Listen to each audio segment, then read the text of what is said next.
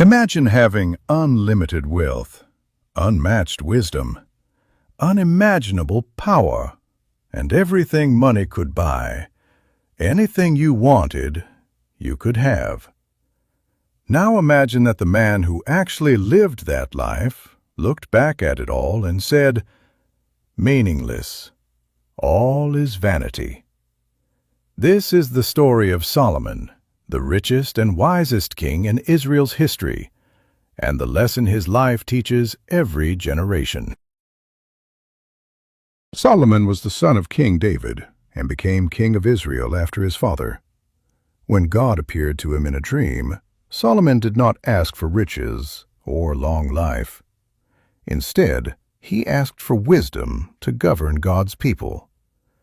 God was pleased with his request, so he gave Solomon extraordinary wisdom and, in addition, wealth, honor, and power unlike any king before him. People from distant nations traveled just to hear him speak. His wisdom became legendary. Solomon's kingdom prospered like never before. Gold flowed into Jerusalem every year. His throne was made of ivory and covered with gold. His drinking vessels were made of gold. Silver became so common that it was considered of little value.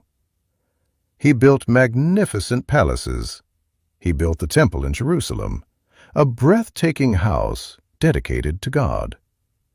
He owned countless horses, chariots, vineyards, gardens, forests, and servants. Kings and queens brought him gifts. Even the Queen of Sheba traveled a great distance simply to witness his wisdom and prosperity.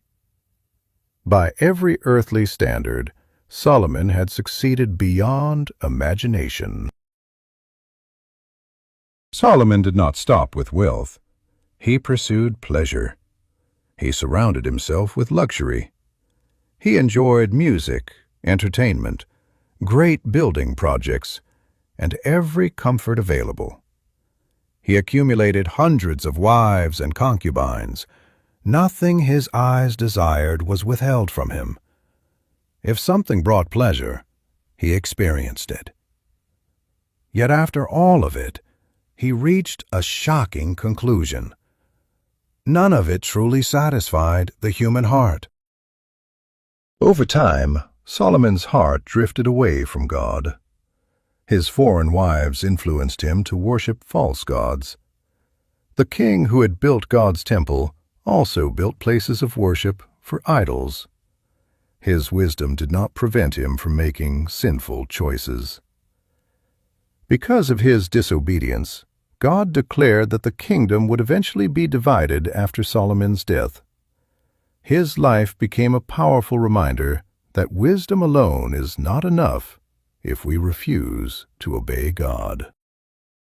Near the end of his life, Solomon reflected on everything he had accomplished. His conclusion is found in Ecclesiastes. He had wealth, he had pleasure, he had fame, he had power, he had knowledge. Yet none of those things could give lasting purpose.